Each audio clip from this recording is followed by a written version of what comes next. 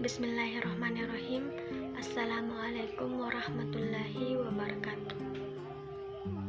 Pertama-tama, marilah kita panjatkan puji syukur atas kehadirat Allah Subhanahu wa Ta'ala, yang mana senantiasa memberikan kita nikmat kesempatan, nikmat kesehatan, serta nikmat iman, sehingga sampai sekarang ini kita masih bisa menikmati hal-hal yang ada dalam diri kita ataupun dalam hidup kita.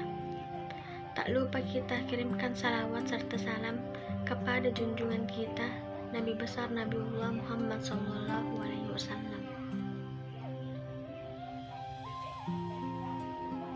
Nabi yang menjadi proklamator sejati, Nabi yang menjadi rahmatan lil alamin, yaitu petunjuk bagi alam semesta. Baik, sebelumnya perkenalkan, nama saya Nurfidia dari kelompok 19/4 Fakultas Tarbiyah.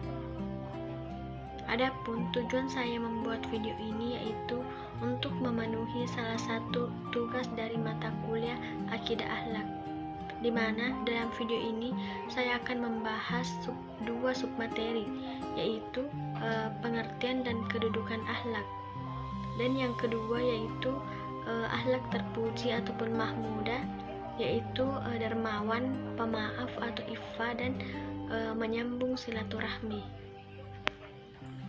Nah, yang pertama yaitu kita harus mengetahui apa yang dimaksud dengan akhlak. Akhlak secara bahasa ataupun secara etimologi berasal dari bahasa Arab, yaitu khulukun, yang berarti perangai, tabiat, dan tingkah laku. Sedangkan secara terminologi atau secara istilah, akhlak yaitu suatu keinginan yang ada dalam jiwa seseorang, di mana dalam perbuatannya itu tidak memerlukan akal ataupun pemikiran. Akhlak juga bisa diartikan sebagai sesuatu yang ada dalam diri seseorang, di mana dalam melakukan perbuatan itu tidak memerlukan pertimbangan. Sedangkan menurut ulama bahwa akhlak adalah suatu sifat yang melekat pada jiwa seseorang, di mana jika seseorang tersebut melakukan suatu perbuatan, maka ia tidak merasa kesulitan karena hal tersebut sudah menjadi kebiasaan mereka. Sedangkan menurut pandangan Islam, akhlak merupakan cerminan diri seseorang. Olehnya itu, akhlak menjadi penunjang ataupun pendorong dari keimanan seseorang. Nah, di sini kita harus mengetahui berapa macam akhlak sebenarnya. Akhlak terbagi menjadi dua macam ataupun dua jenis, yaitu akhlak mahmudah, yakni akhlak terpuji, sedang yang kedua yaitu akhlak mahmuzah, yaitu akhlak tercela. Akhlak mahmudah ini yaitu di mana seseorang memiliki akhlak dengan perbuatan-perbuatan yang baik ataupun sifat yang melekat pada diri seseorang dengan hal-hal yang dimana perbuatannya itu merujuk ataupun cenderung melakukan perbuatan yang baik. Misalnya saja selalu merendahkan hati, tidak sombong ataupun riya, dan juga selalu bersikap jujur. Sedangkan akhlak mahmuzah ataupun akhlak tercela yaitu sesuatu yang melekat pada diri seseorang, di mana akhlak tersebut cenderung melakukan perbuatan-perbuatan yang tidak baik ataupun tercela. Misalnya saja suka berdusta atau berbohong. Misalnya juga suka mengadu domba dan selalu iri ataupun dengki terhadap keberhasilan orang lain. Nah, selanjutnya bagaimana kedudukan akhlak dalam ajaran Islam? Akhlak mempunyai kedudukan yang sangat tinggi ataupun sangat diperhatikan dalam ajaran Islam, sebagaimana sabda Rasulullah SAW, yaitu sesungguhnya orang yang paling baik di antara kalian yaitu orang yang paling baik akhlaknya. Hadis riwayat Bukhari dan Muslim. Dalam hadis ini jelas bahwa akhlak sangat penting bagi kehidupan kita ataupun bagi jiwa seseorang. Karena jika seseorang tidak memiliki akhlak yang baik, maka mereka akan cenderung terlihat buruk terhadap pandangan orang lain, karena spontan mereka akan melakukan perbuatan-perbuatan yang tidak baik ataupun perbuatan-perbuatan yang tercela. Selanjutnya kedudukan akhlak dalam Islam berimplikasi pada 3 macam dimensi, di mana 3 macam dimensi ini tidak dapat dipisahkan satu sama lain, sehingga kualitas keimanan seorang muslim dapat diukur ketika mereka melaksanakan ketiga hal tersebut, yaitu yang pertama masalah akidah. Nah, dalam hal ini masalah akidah yaitu masalah keyakinan ataupun kepercayaan, di mana dalam hal ini mencakup keenam rukun iman, yakni kewajiban kita beriman kepada Allah Subhanahu wa taala, kewajiban kita beriman kepada malaikat-malaikatnya, dan kewajiban kita beriman kepada kitab-kitabnya, apakah itu kitabullah ataupun as-sunnah. Kemudian kewajiban kita beriman kepada rasul-rasulnya, dan kewajiban kita beriman kepada hari akhir atau hari kiamat. Dan yang keenam yaitu kewajiban kita beriman kepada qadar, apakah qadar itu ataupun takdir itu baik atau buruk sesuai yang ditentukan oleh Allah Subhanahu wa taala. Kemudian yang kedua yaitu masalah syariah. Nah, dalam hal ini bagaimana seseorang mengabdi kepada Allah Subhanahu wa taala, dan hal tersebut juga termasuk muamalah. Kemudian yang ketiga yaitu masalah ihsan. Nah, dalam hal ini yaitu bagaimana hubungan antara manusia dengan Tuhan, bagaimana hubungan antara manusia dengan sesama manusia, dan bagaimana hubungan antara manusia dengan makhluk yang lainnya, apakah itu binatang ataupun makhluk yang lain ataupun yang tidak terlihat, atau yakni makhluk gaib. Nah, melihat hal ini dapat kita ketahui bahwa kedudukan akhlak dalam ajaran Islam ataupun dalam Islam sangat penting atau sangat dibutuhkan oleh setiap jiwa seseorang, yang mana jika seseorang tidak memiliki akhlak yang baik, maka seseorang tersebut akan cenderung melakukan perbuatan-perbuatan yang tercela, di mana mereka akan melakukan hal-hal yang tidak baik, sehingga seseorang akan berpandangan bahwa mereka itu buruk ataupun tidak memiliki budi pekerti ataupun tabiat yang baik. Nah, selanjutnya tema yang kedua yaitu dermawan, pemaaf atau ifa, dan menyambung silaturahim. Adapun yang pertama yaitu dermawan. Kata dermawan itu berarti kata dermawan itu ataupun pemurah berarti suka memberi atau tidak pelit, bahkan tidak kikir. Jiwa yang dermawan atau pemurah berarti jiwa yang suka menolong ataupun membantu, bahkan memberi ketika seseorang membutuhkan, atau bahkan dermawan ini sifat yang sukarela, di mana seseorang ikhlas dalam membantu orang lain, apakah orang lain tersebut membutuhkan atau tidak.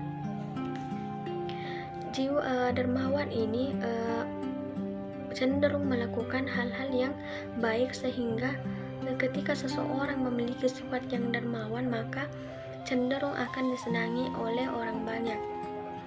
Dalam Al-Quran, orang yang berjiwa dermawan atau pemurah dipandang sebagai manusia yang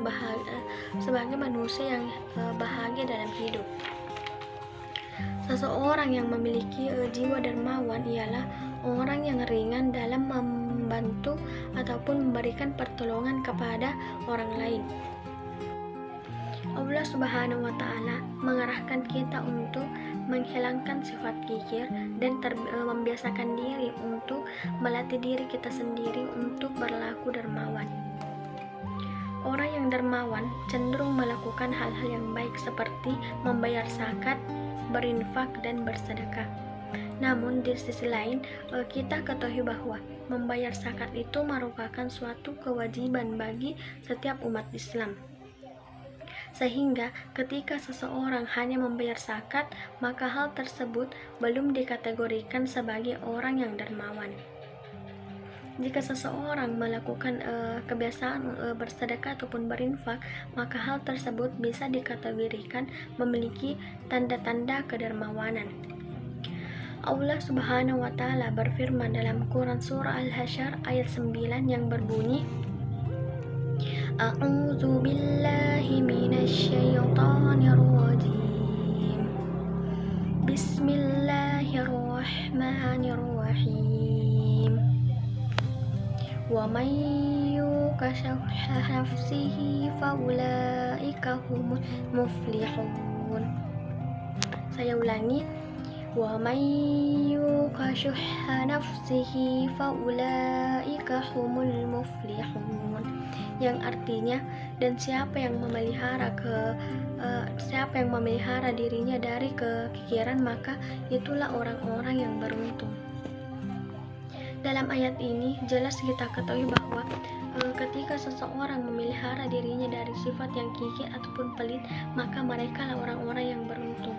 Bagaimana tidak, jika seseorang yang selalu membiasakan diri dengan sifat dermawan, maka mereka akan disenangi oleh banyak orang, karena mereka selalu senantiasa membantu ataupun menolong orang lain. Kemudian yang kedua yaitu pemaaf atau iffah. Pemaaf adalah sifat yang suka memberi maaf ataupun memaafkan orang lain tanpa harus menunggu orang lain untuk meminta maaf kepadanya. Sikap pemaaf adalah suatu manifestasi ketakwaan kepada Allah Subhanahu wa Ta'ala, di mana Islam mengajarkan kepada umat untuk dapat memaafkan kesalahan orang lain tanpa harus menunggu orang lain tersebut meminta maaf.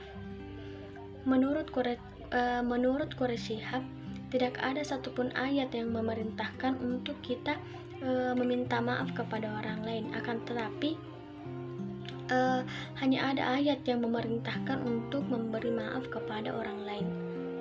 Jikalau seseorang memberikan maaf kepada orang lain, namun pada saat itu orang yang bersalah tersebut sudah menyadari kesalahannya, akan tetapi mereka memiliki hambatan ataupun alasan sehingga mereka tidak meminta maaf. Kemudian yang ketiga yaitu menyambung silaturahim. Nah, kita harus mengetahui apa yang dimaksud dengan silaturahim. Nah, silaturahim berasal dari dua kata yaitu silah dan rahim, di mana silah berarti hubungan ataupun sambungan, sedangkan rahim berarti peranakan. Artinya bahwa silaturahim yaitu hubungan baik, penuh kasih sayang antara karib kerabat yang mana asal usulnya berasal dari satu rahim. Namun dalam konteks ini ataupun dalam konteks keseharian, silaturahim tidak hanya berarti ataupun pada ranah karib kerabat, akan tetapi mencakup kepada kasih sayang antara masyarakat yang satu dengan masyarakat yang lain, ataupun hal ini lebih luas. Kemudian silaturahim itu berarti menghubungkan antara tali kasih sayang antara sesama anggota masyarakat. Secara prinsip, seorang muslim harus memberikan ataupun bersikap kepada kerabatnya yang lain sebagaimana dia bersikap kepada ibu ataupun keluarga mereka yang lainnya. Orang yang menyambung silaturahim tidak akan pernah rugi, bahkan mereka akan mendapat manfaat ketika mereka senantiasa menyambung silaturahim ataupun tali persaudaraan mereka, di mana manfaatnya yaitu mendapatkan rahmat, nikmat dan ihsan dari Allah Subhanahu wa Ta'ala. Bagaimana tidak, jika seseorang yang selalu menyambung silaturahim ataupun memperkuat solidaritas mereka, maka Allah senantiasa memberikan rahmat kasih sayang terhadap orang yang melakukan hal tersebut. Kemudian yang kedua yaitu dilapangkan rezekinya, di mana seseorang yang menyambung silaturahim akan dilapangkan rezekinya, sebagaimana hadis Rasulullah SAW, yaitu barang siapa yang ingin dilapangkan rezekinya maka hendaklah mereka bersilaturahim. Dalam hal ini, dalam konteks ini dikatakan dilapangkan rezekinya karena jika seseorang selalu melakukan ataupun menyambung silaturahim dengan sesama masyarakat, maka mereka akan menjalin komunikasi yang lancar ataupun komunikasi yang baik, sehingga ketika mereka menemukan usaha-usaha ataupun bisnis, maka hal tersebut akan memudahkan mereka karena mereka menjalin komunikasi ataupun persaudaraan yang baik. Kemudian larangan dalam memutuskan silaturahim. Dalam hal ini, Islam sangat melarang orang yang memutuskan silaturahim, sebagaimana sabda Nabi Muhammad SAW yang yaitu tidak akan masuk surga orang yang memutuskan. Nah, dalam hal ini, menurut Sufyan dalam riwayatnya, memutuskan itu berarti memutuskan silaturahim. Nah, dalam hal ini, ketika seseorang memutuskan silaturahim, mereka tidak akan masuk surga ketika kita merujuk pada hadis tersebut. Bukan hanya itu, orang yang memutuskan silaturahim akan memiliki ataupun berdampak pada dirinya sendiri. Bagaimana tidak, jika seseorang tidak menyambung silaturahim, mereka akan merasa kesulitan karena pada dasarnya setiap orang itu membutuhkan orang lain. Seseorang tidak bisa hidup tanpa bantuan dari orang lain ataupun bantuan dari orang sekitarnya. Sehingga agama Islam sangat menganjurkan kita untuk selalu menjalin silaturahim ataupun memperkuat solidaritas kita. Baik, mungkin itu saja yang sempat saya sampaikan. Mohon maaf jika ada kesalahan ataupun kekeliruan, karena pada dasarnya kesempurnaan hanya milik Allah dan kesalahan ataupun kehilafan hanya datang pada diri saya sendiri. Wabillahi taufiq wassalam'alaikum warahmatullahi wabarakatuh.